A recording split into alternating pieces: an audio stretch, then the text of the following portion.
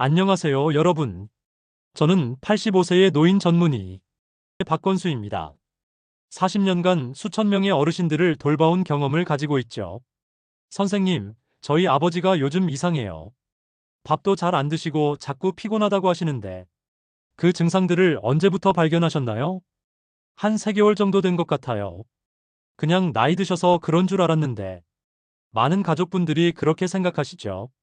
하지만 제가 40년간 경험한 바로는 그런 변화들이 단순한 노화가 아닐 수 있습니다. 저희 어머니도 비슷해요. 갑자기 말수가 줄어들고 예전 이야기만 자꾸 하세요. 철민 씨, 정말 중요한 신호를 말씀해 주셨네요. 오늘 제가 여러분께 꼭 전해드리고 싶은 것이 바로 그런 신호들입니다. 신호요? 무슨 의미인지. 네, 바로 소중한 분이 우리에게 보내는 마지막 메시지일 수 있거든요. 오늘 이 시간을 통해 그 신호들을 정확히 알려드리겠습니다.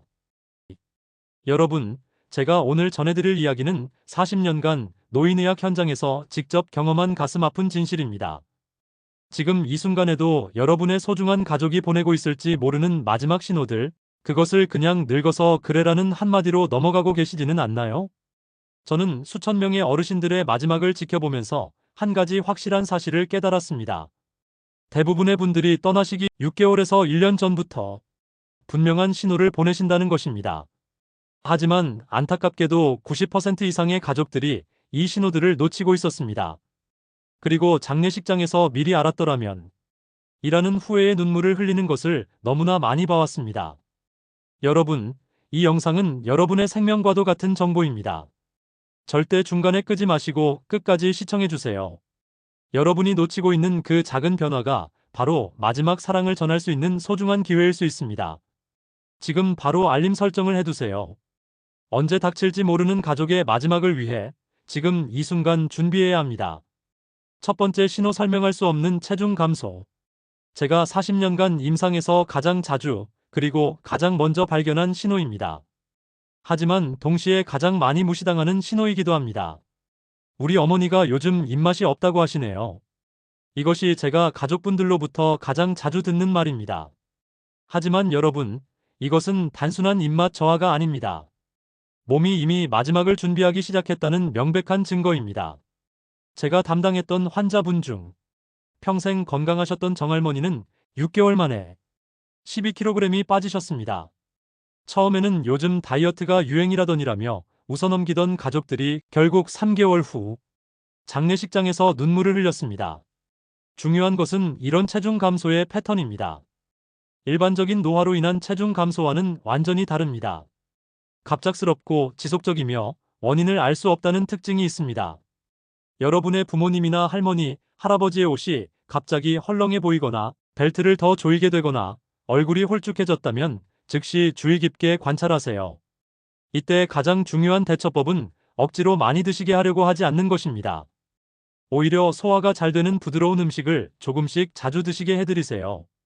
그리고 수분 섭취를 충분히 하도록 도와드리는 것이 무엇보다 중요합니다.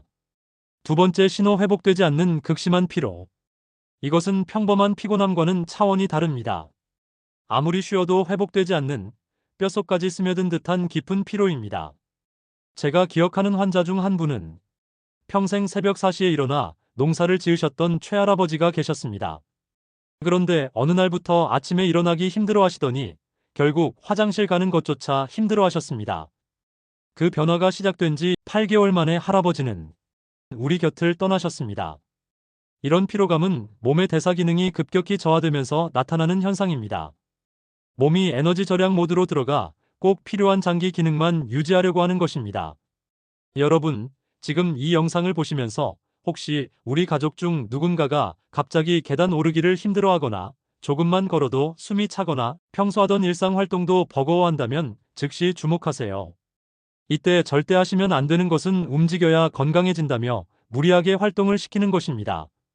대신 충분한 휴식을 허용해드리고 작은 활동이라도 하셨을 때 격려해드리세요. 가장 중요한 것은 함께 있는 시간의 질을 높이는 것입니다. 꼭 많은 대화를 나누지 않아도 됩니다. 그냥 옆에 앉아서 손을 잡아드리거나 좋아하시는 TV 프로그램을 함께 보는 것만으로도 큰 위로가 됩니다. 여러분, 계속 집중해서 들어주세요. 지금부터 말씀드릴 세 번째 신호는 더욱 중요합니다. 세 번째 신호인지 기능의 변화와 내면으로의 후퇴. 이것은 제가 40년 임상 경험에서 가장 가슴 아프게 지켜본 변화 중 하나입니다. 단순한 건망증이나 일반적인 노화와는 완전히 다른 양상을 보입니다. 제가 담당했던 환자 중 이 선생님이라는 분이 계셨습니다. 40년간 중학교에서 수학을 가르치셨던 분으로 은퇴 후에도 동네에서 수학 박사라고 불릴 정도로 명석하셨죠. 그런데 어느 날부터 같은 질문을 계속 반복하시고 손자 이름도 헷갈려 하셨습니다. 가족들이 치매 검사를 받아보니 정상이었습니다. 하지만 5개월 후 선생님은 조용히 우리 곁을 떠나셨습니다. 이런 변화는 뇌로 가는 혈액순환이 급격히 나빠지면서 나타나는 현상입니다. 뇌 기능이 저하되면서 현재보다는 과거의 기억이 더 선명해지는 특징을 보입니다. 특히 주목해야 할 것은 내면으로의 후퇴 현상입니다. 평소 활발하고 사교적이던 분이 갑자기 말수가 줄어들고 가족 모임에서도 구석에 혼자 앉아 계시려고 합니다. 이것은 기분의 문제가 아니라 몸이 에너지를 아끼기 위해 불필요한 활동을 줄이는 자연스러운 과정입니다. 또 하나 중요한 특징은 과거 이야기를 자주 하신다는 것입니다. 어린 시절이나 젊은 시절의 추억을 반복해서 말씀하시는 것은 마치 자신의 인생을 정리하는 과정과 같습니다. 이런 상황에서는 절대 억지로 현실로 끌어내려고 하지 마세요. 정신 차리세요라고 강요하면 오히려 스트레스만 드립니다. 대신 조용하고 차분한 환경을 만들어드리고 그분의 이야기에 귀 기울여주세요. 네 번째 신호 면역력의 급격한 저하. 이것은 몸이 더 이상 자신을 보호할 힘을 잃어가고 있다는 명확한 신호입니다. 제가 돌봤던 환자 중 박할머니는 평생 감기 한 번 걸리지 않으실 정도로 건강하셨던 분입니다. 그런데 돌아가시기 6개월 전부터 갑자기 감기를 달고 사셨습니다. 낫는다 싶으면 또 걸리고 낫는다 싶으면 또 걸리고 계속 반복되었습니다. 작은 상처도 2에서 3주가 지나도 아물지 않았고 요로 감염도 자주 반복되었습니다. 가족들은 요즘 감기가 독하다며 넘겼지만 이것은 몸의 면역 체계가 빠르게 약해지고 있다는 명백한 경고였습니다. 우리 몸의 면역력은 나이가 들면서 자연스럽게 떨어지는 것이 맞습니다. 하지만 갑작스럽게 확 떨어지는 것은 평범한 노화 과정이 아닙니다. 이것은 몸이 마지막을 준비하는 과정일 수 있습니다. 어르신이 갑자기 감기에 자주 걸리거나 작은 상처가 잘 낫지 않거나 반복적인 감염이 일어난다면 즉시 주의를 기울이세요. 여러분, 이 영상을 끝까지 보시는 것이 정말 중요합니다. 마지막 5번째 신호가 가장 결정적입니다. 5번째 신호 호흡과 혈액순환의 변화. 이것은 제가 40년간 수많은 환자분들을 지켜보면서 확인한 가장 중요한 신호 중 하나입니다. 대부분의 사람들이 놓치기 쉽지만 알고 나면 명확하게 구분할 수 있습니다. 호흡의 변화부터 말씀드리겠습니다. 갑자기 숨이 얕아지고 호흡할 때 이상한 소리가 나거나 호흡 패턴이 불규칙해집니다. 특히 저녁이나 밤에 이런 증상이 더 심해지는 특징이 있습니다. 제가 담당했던 환자 중 김할아버지는 한여름에도 두꺼운 양말을 신고 계셨습니다.